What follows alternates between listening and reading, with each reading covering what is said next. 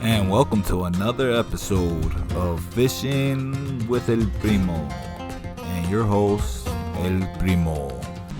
Hey guys, so today we're going to be talking about spring. Spring just came right around the corner on us, and there's a couple parts about spring that you should know about, and that's there's actually three parts: the pre-spawn, the spawn, and the post-spawn. Usually staging, spawning, and then feeding and protecting, or whatever they're doing. So you got to get prepared for that, especially right now here in the Chicagoland area. Around April is usually a good time, but it's been unlikely warm, so they're already moving out of their winter spots. And you're gonna ask yourself, well, how am I gonna catch them? Where do I go? Where do I get them? Well, it depends where you're at too. It depends how deep the lake is. Find the deepest point. Go about halfway from that point to where you start seeing the rise. Usually if it's about 15 to 20 feet, they're gonna be stacking there, kind of poking their heads, checking out what's going on, if the temperature is ready, if everything's okay, so they can start searching for nests. They're gonna stage before the stage, and then after that they're gonna start moving on up. Actually, this is when I catch the biggest ones, usually March and May. March through May is usually when I catch the biggest ones. So those are the first ones that are going to move in. And you will find those, if you're lucky, depending where they're at, they'll start moving in a little early. So then you'll see them about the 10-foot range to the 7-foot range. Kind of sneaking in, not yet all the way in, but that is the time when you start doing this boy right here. Yeah, a nice little jig, there's two types. I like to keep them real long, or I like to keep them short. Really depends where I'm gonna go. Really depends what I'm gonna go for. This is a finesse jig, that's why it's a lot smaller.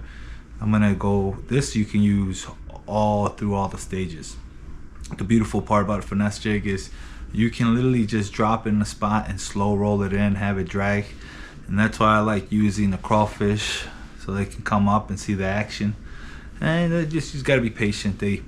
Usually I catch a lot of big ones, but believe it or not, the ones I catch the biggest, it's not really just the jig. It's actually the Ned rig. This thing right here is so powerful right here in the Midwest. It's just insane. So this thing right here is what catches me the big ones around this time. And once again, this is also another lure that you can use through all the stages of spring, and you're gonna get fish. Now you're gonna get a lot of fish, maybe not the size, that's what they say, but this is what I've caught the biggest with. Now there's another one, and this is, if you guys want to do a 2-punch combo, usually it's like a reaction and then a slow bite. So this one right here is actually gonna be a reaction bite. Usually if you go, once again, where they're at their stage, and I will explain that in another video, I'm gonna use this to see if they're moving, because sometimes they will start moving depending on the time of day. So that makes a big difference. So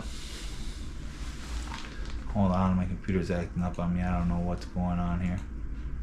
Alright, so like I said, what I do with this is usually I throw it, let it sink down. I use a big head if they're 1/4 inch. If they're about 15 feet to 10 feet, usually when they're starting to pop out of their, a lot of people say that's their winter hole still, 10 feet to 7 feet is when they start poking their heads. Another thing about colors is really important. So if it's nice and shiny, the sun's gleaming, I use something like this. It has a lot of see-through, a lot of crystal, a lot of colors. It's gonna blend in really well, and then it's gonna be the flicker where it's gonna attract the fish. Cloudy day, as long as the water is still clean too, not murky water, I wouldn't use this. I'd rather use a spinner bait if you are in murky water, a 1 blade in the starting. Some people will say no, you gotta wait till the summer, but it works for me. This will be something on a cloudy day, something gray, something you can kind of see all the way through, doesn't have that much shine. For the Ned rig, once again, the blue one, I don't have it with me, but the beetle one, or the blue beetle they call, those are the ones I like to use in murky water, like 2 to 4 feet visual. But if it's real clean, something like this, nice and green or two-tone or whatever, or something dyed the tail, or whatever you want to use. Those work really, really, really, really good. And a lot of people did really good with the neon colors like the pink and stuff. They really don't work for me as much. But these colors like this, these work really good for me.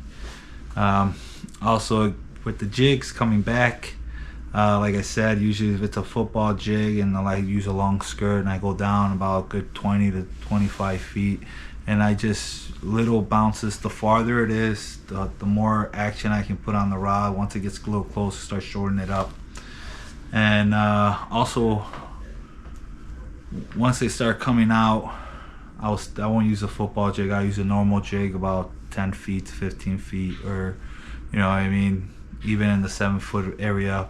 But once they start going in and start like kind of putting up their nests, that's when I use this little bad boy right here. I'll throw it like about a foot off the bank and work it really slow all the way back. Catch a good reaction, especially if you see like a contour that just drops, like going from 4 feet to 8 feet in a matter of a foot or two. That's when I feel that dump and I just feel it going down. You just feel it. You just gotta experience it. So these are my tips for spring. Oh, and one more thing you cannot forget, obviously, and I think this will work more in the summer, but I will still use it depending. So I like to use one of these bad boys right here on a just regular 2-aught hook, and just freestyle it, let it sink real slow with no weight, usually on the drop. This is more post spawn at the end, where I'll start using these a lot more. Sometimes I do use them early, especially the big bass. Love these, believe it or not. It's early spring, you're not gonna catch much. You might catch 1 or 2, but they're gonna be huge. So that's another thing. If you want quantity, you want to catch a bunch of fish, paddle tail is gonna be your best bet. You're gonna, at least they're gonna be little though, I'm letting you know. You want to catch decent size of fish with a lot of quantity, Ned rig definitely will be the one for you. If you want to catch big fish, just big mama jammas, go with this thing. You'd be surprised. This to me is probably the best lure out there right now for spring, maybe all year round. Let me know what you guys use or what you guys gonna use this spring. Don't forget to subscribe, give me a like. Until next time guys, we're out of here.